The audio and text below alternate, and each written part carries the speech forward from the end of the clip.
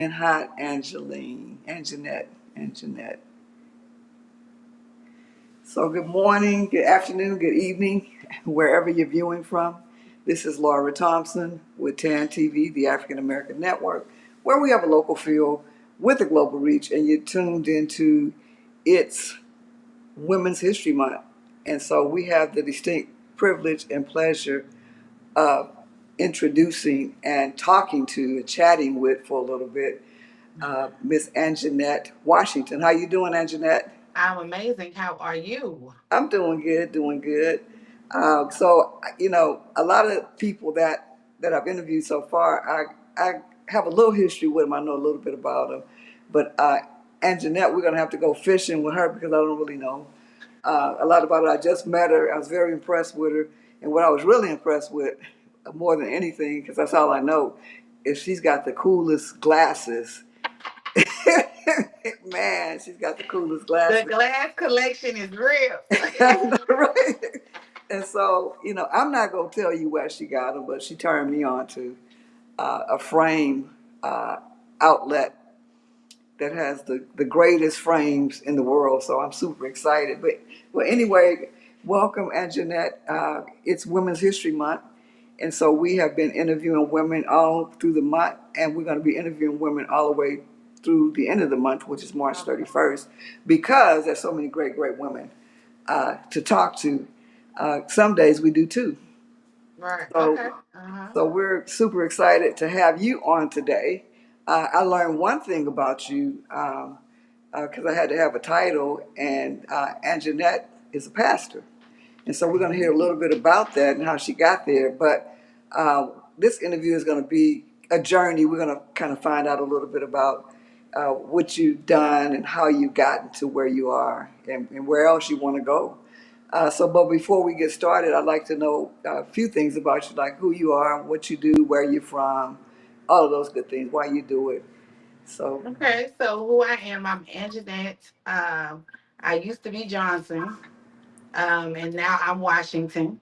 I just newly got married about a year and a half ago. Um, right. so I met my husband. He moved here from Atlanta, Georgia. So he's here in Texas. And I am from San Antonio, from the east side of San Antonio. We graduated from Sam Houston High School. Uh-oh. We the pride of the east side, okay? All right. So that's where I'm from. I have a brother, a little brother, and then three older brothers and a sister, two sisters. So my dad had several children and my mom has one more. I come from a blended family. Um, I was raised by a single mother, a single entrepreneur mother. She was one of the first women to have her own beauty shop. It was right there on New Braunfels Street next to Wow. Nick's. And it was Angela's Barber and Beauty. I think, or Angela's, yeah, it was Angela's Barber and Beauty for back then when it was hard for them, but she did it. She was Wow. an entrepreneur forever.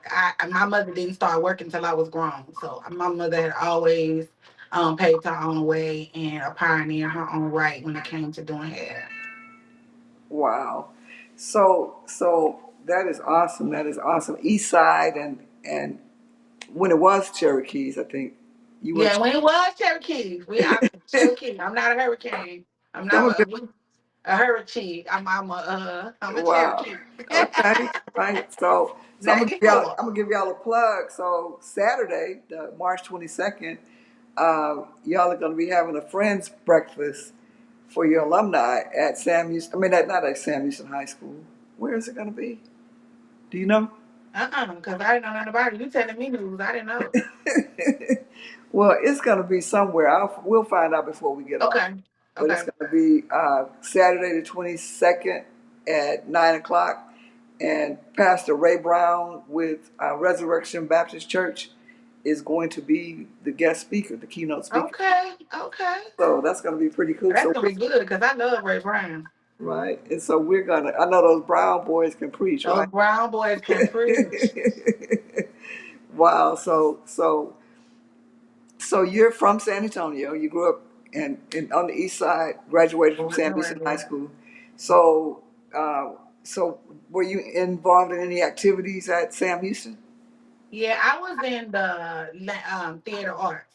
Oh, So I won a couple of like awards for honorable mention, okay, best supporting actress, okay. on Beauty and the Beast. And Uh-oh. then I did some talent shows. I sang in a group called Mixed Emotions.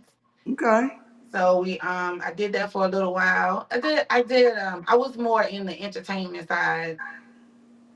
Later on down the line I became a stand-up comedian. So okay, okay. mhm. Wow. So you're in the arts, in the arts. Uh-huh. I'm a poet. Okay. Wow. I'm a poet. Uh-huh. Maybe Uh-huh. maybe we can have a little spitting contest before we get off the air. So wow, so that's pretty amazing. So after you graduated from high school, so what happened then? What did you want to do with the arts?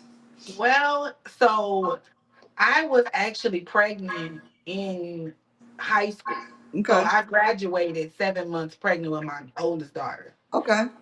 I got a full ride scholarship for Paul Quinn. Oh, really? I did. Unfortunately, I did not go. Okay. For out of fear, right? Right. Out of being afraid of what'll happen if the baby gets sick. What'll happen if I don't have a car? All these things that I know now doesn't even matter, right? And so that took me on the whole journey, right? The low income and all of the things, Mm-hmm. right? That you get into the baby daddy drama, all that. I got all that good, all the good ghetto girl story. I got all that. Wow. So yeah, so that's what I ended up. Mm, I got married at like 24. Okay. And 24, 25. I got married to my first husband, and then we stayed married for like 11 years. Oh, okay. And so, yeah, for a long time. And so, during that time, it was a lot of finding myself. I didn't understand what was happening at all. I do now, but hindsight is 2020, and Mm-hmm. the old people say keep living, and so Right. But Right. that yeah, so I ended up finding poetry again Okay. in 2012. Um, After my divorce, I got so much. I lost a child in 2005, which totally changed my journey with God. Mm. We could just go down any rabbit hole you want. Um, and so when I got married, I chose to be in apartments. A girlfriend of mine was working in apartments, and she was like she needed somebody, and I did that for 20 years. Wow. Wow. So I that's was an pretty, apartment manager in property management, and the last 8 years of my career, I was a property manager. wow. So that's pretty phenomenal. Mhm. So what was it like with your first child? uh, raising your child. How did you manage it? Manage that? Well, it was hard. It was hard. My mother and my grandmother didn't play like going out and all that. So all the going out and partying, that was over with. Wasn't no girls' trips, wasn't none of that. I was either gonna be at work or I was at home with my child. Wow, And wow, so I was there with my daughter. We went through everything that we've been through together. Because that's she's only 18 years younger than me. wow. So that's awesome. Mhm. So that's your road dog then, huh? That's my road dog. Yes. Okay, okay. And so you have other children besides her? I have a middle daughter. She's 24. She's Okay. with my ex husband. So, and then my son, he is how old is he? 14, Oh, okay. So and he's a he's baby. after he's a baby. Okay. All right. Mhm. So you had your kids. You raised your kids. You're still raising one.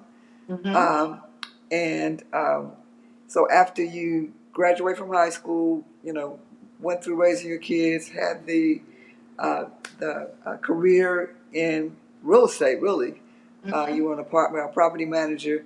So, did you have to have any license or anything to be a Not property manager? then, not then. My understanding is they're changing that, but back when I got into it in 2001, we didn't have to have anything. You had to be not can read and follow directions, and they would teach you the rest. Wow, and that's where it should be. It's just just talking to people and helping people. That's it. And it was my personality that got me so far. So I'm a people person naturally. I want to help naturally. I'm a listening ear naturally. So all of those things work in my favor. Just me being my natural self. It didn't never feel like work. That's why I stayed in it so long. Wow. So when I talked to you, we talked about your title, and you said you do several things, but your prominent position is a pastor. So Right now. how did you go down that path, and how did that happen? So I first off, I ran from that. In 2020, I heard the Lord say he wanted me to pastor. I was like, sir, no. I'm not doing that for so many reasons. The main thing was I didn't know where I was with where I felt about church, where it was going, how effective it was, and those on my own frustrations about how I felt what church should be and what I was seeing, what I felt like it wasn't. And it was frustrating for me. And Mhm. so I said, no, sir. Mhm. And I ran like Jonah. I was, no, you're not calling me to these people. I'm not going. I don't want to go. And I didn't want to go. And so what happened was in January. So this is a long story, but I'm trying to sum it up. There was Okay. so many trials and tribulations over time.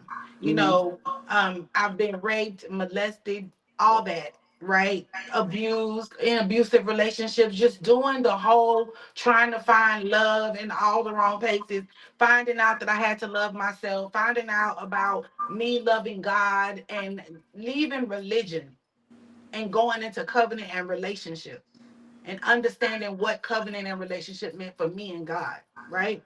And so that's where I think the birthing of the pastor came about. Mhm. I've always operated as a pastor. Anybody that I went to church with, they all know. However, I didn't know that. I didn't know that. I was always prophetess Anjanette. I could always see, and that was what it was. So, um, 2022, the Lord baby gave me instructions, called me to a church and told me go to this place and basically meet me there. And the Holy Mhm. Spirit was there. And he gave me strict instructions. He told me to start the ministry, Broken and Restored Outreach Ministry. He gave me that ministry when I was 25 years old to be a spiritual support group and a community for hurting believers, right? For the faith community. Because a lot of times we go to church and we're still hurting, we're still Mhm. wounded. I know I was. And I didn't have the tools to navigate life outside of those couple of hours I'm in church, right? Mhm. And so we birthed that. I listened to God. He told me to do it. I was under well, I still am my covering Sylvester Mitchell. He gave me a Saturday where I ministered to our church family through online on Saturdays. So I started doing that in 2022. And then in 2025, the Lord said it was time. And so we did an ordination, and there's that. Wow. So where do you pastor? I'm the visionary of Broken and Restored Outreach Ministry. So that is my ministry. Mm, So okay. I pastor the people. Yeah, I pastor and lead the people that are part of that ministry. And so what we do is we help people from all over. We've got people on the line from North Carolina, from Houston, from Dallas, from Connecticut. They're everywhere, and that's how I saw it being effective everywhere because online it gives you a amazing reach, right? Mhm. And so we use the comfortability of being in your own home and being able to those of that incarcerated at home. I have some people on the line that are on house arrest and people on the line that cannot get out of the bed because they are bedridden, so they can't go to church, and nobody from their church is coming to their house. So Broken and Restored is at their house every Wow. Saturday. Every Wow. Saturday, every Wednesday, we're at their house, right? Those that are on house arrest, we're at their house. They can't go to church. Even if they wanted to get it together at this moment, there's nowhere to go and nobody's coming there. Guess what? We're there. Wow.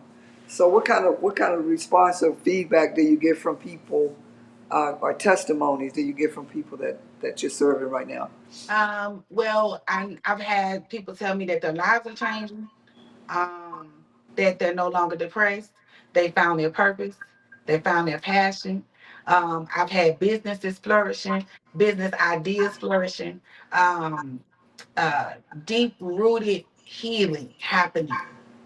Those that have been allowed people to manipulate them and abuse them have been able to set healthy boundaries and love themselves and fall in love with God and want to know what God's word says concerning their life. Wow.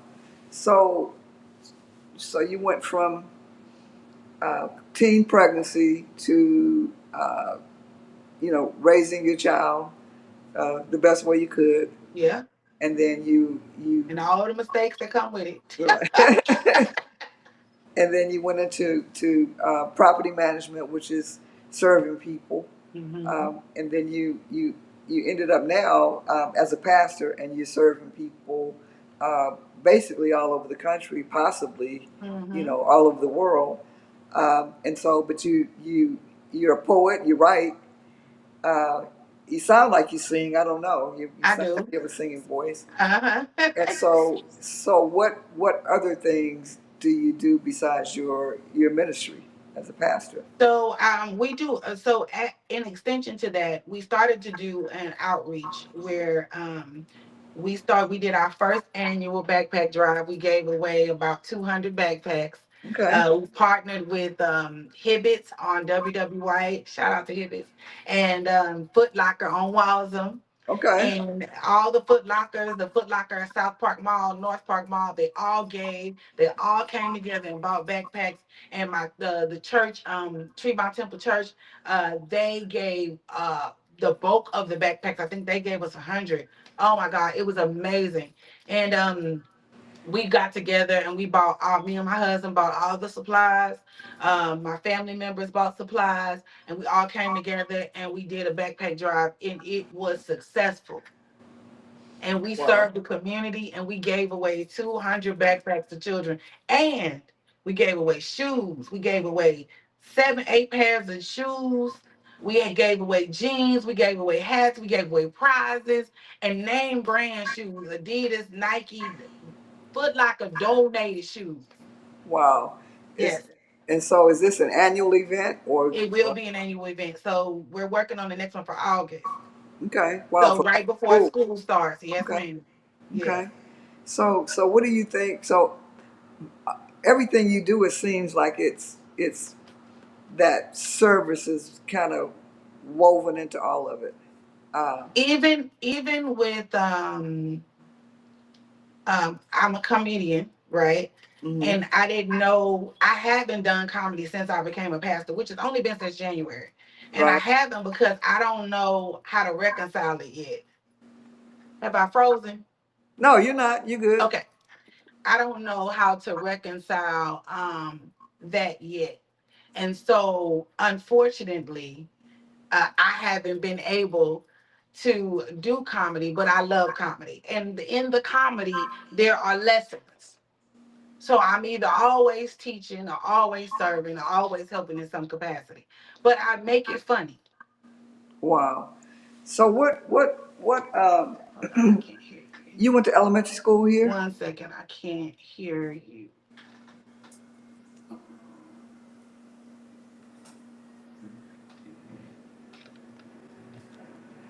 So we're going to take a station break while she's Can you hear me? getting everything together. Yes, I can. So so I think your I can't husband is hear saying. you. So we're going to take a station break right quick, and then we'll come back. I can't hear. I can't hear you. Okay. Get ready for a showdown with the HBCU All-Stars, the best in black college basketball. Hello, my name is Travis Williams. I'm the CEO and founder of HBCU All-Stars, a black-owned sports marketing events and media company located in Atlanta, Georgia. Epic doubleheader featuring the 4th annual men's HBCU All-Star Game and first ever women's HBCU All-Star Game. During Final Four weekend in the great city of San Antonio at Freeman Coliseum on Sunday, April 6th, Celebrating the best in Black college and showing the world HBCUs matter.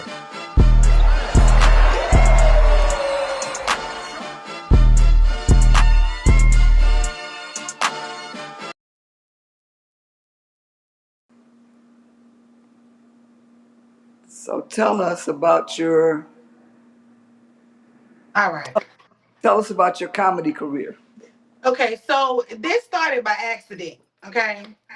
Actually, it's the guy that's on TAAN TV. The is his name Vance?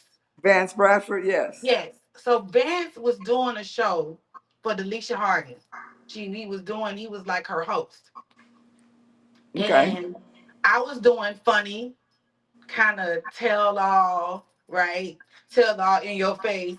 Um uh, poetry, right? And just Okay. talking about dating and different things. And then they were like, "You actually a comedian. You know, you're funny, blah blah." And I was like, "No, I'm not a comedian." So I did a skit over old lady, and it just went over well. Well, Wow.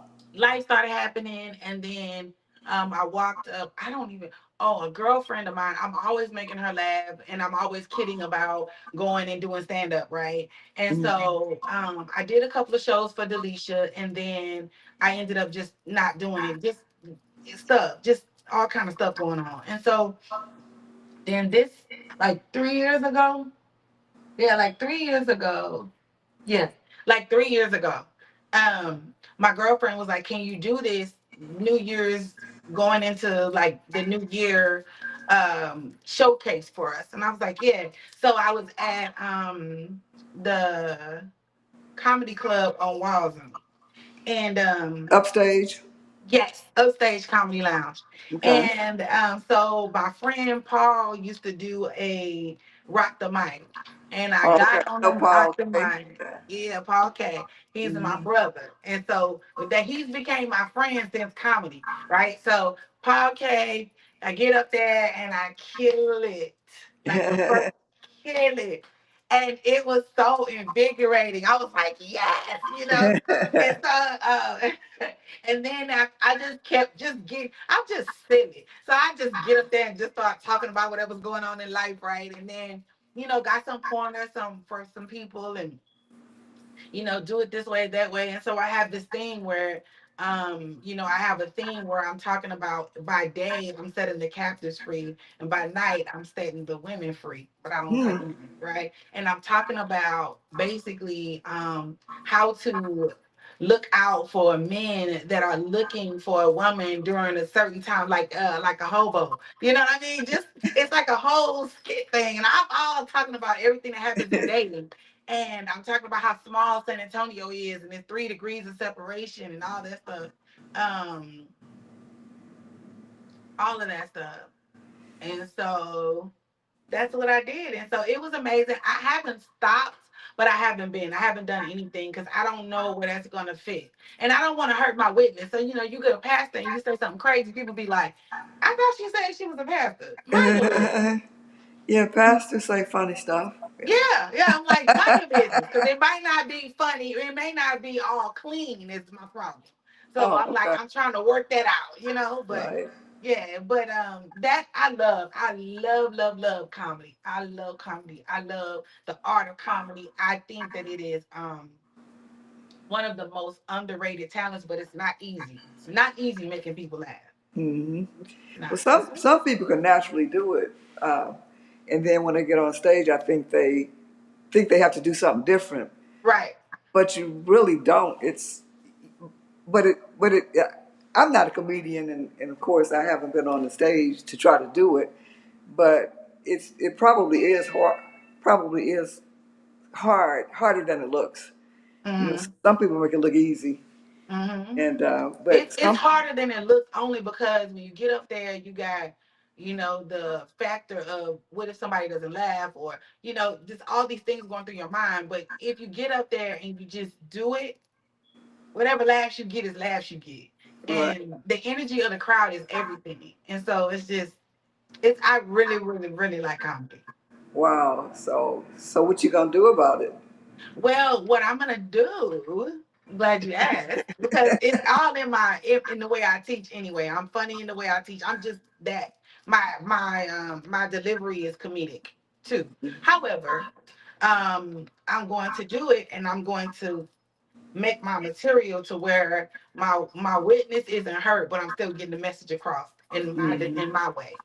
Right, and Yeah, because you're witnessing to everyday people and ordinary people, and people that needs to be reached. That could be an extension of your outreach.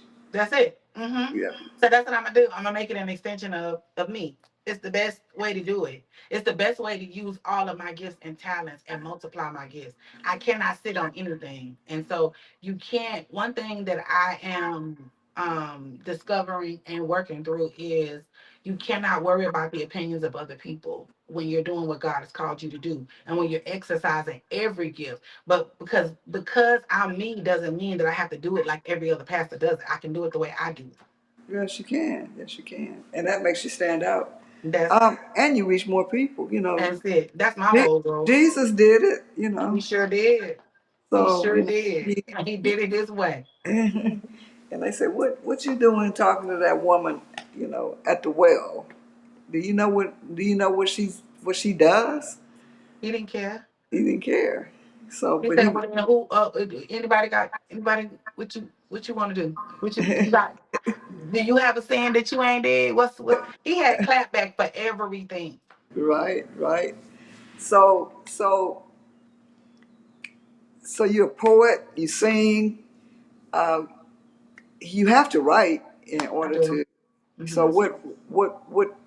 what prompted you to write, or what motivated you or nudged you to write? At the time it was my hurt, my pain, my heartbreak. The constant disappointments of life, relationships, family, whatever. It caused me to write. I wrote poetry was my therapy. Right. Okay. I actually have a verse in one of my poems that says, I'm writing this piece because I don't have a copay. Mm. It was my therapy. And I wrote through everything. I can go through my books and see what relationship I was in. Wow. Wow. Oh, that was so and so. Oh, that was so and so.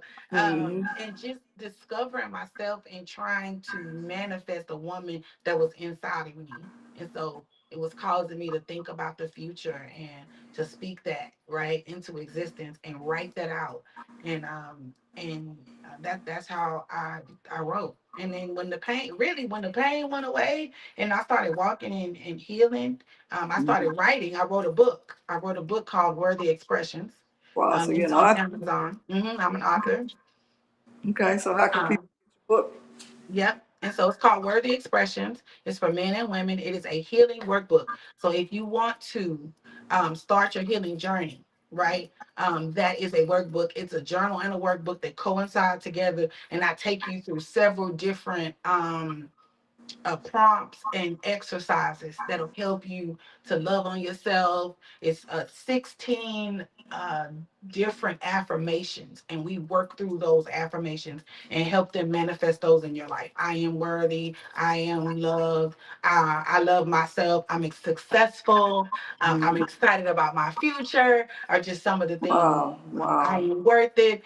And men, now here's the thing, Miss Laura, I'm gonna tell you what has touched my heart more than anything is the men that come tell me your book got me through this. Your book Hmm. got me where I am now. I'm like, really? You Well, read my book? Yes, I have your book. we have a tendency to think that men don't have feelings. I think, or they don't think or feel or hurt the way we do, but they do. They do. They They're absolutely just do. and it's a really good thing, like you said, for them to come forth and really tell you that it helped. Because they have to carry a lot of weight as men. Mhm. But So as you were speaking, and we're going to wrap it up in a few minutes, but as we were speaking, um, it made me think about life and how you really can't necessarily prepared for the things that happen in your life. And we need each. It just makes me feel and see that we need each other to kind of help us see the things that we can't see about Right. ourselves Right. and help bring them out. And you do just that. You got the voice and the gift of singing. You've got the gift of writing. You've got the gift of comedy. You've got the gift of ministering, and all of them are stemmed from that same gift, uh, and some of the same experiences and hurt that other people Yep. are going through. And so you're kind of like the vessel to help people to overcome a lot of the obstacles and give them shortcuts, Absolutely. You don't have to take the long way like I did. Let me help you get right here. right? Right. So I've heard your name, and I heard Anjanette Johnson. That's why I didn't, and I didn't know Anjanette Johnson either, but I just heard your name, float around, and I've seen your pictures on some flyers for comedy shows and stuff. And so this has been a great conversation. I thank you for coming on and telling us a little bit of your story. Absolutely. Y'all might have out there might have found out a little bit more about Anjanette than you knew before, and that's what the purpose of these interviews are, is to kind of give you uh, an idea of who people are, behind their title. Right. Like, she's a pastor, but what else? She's a comedian, but what else does she do?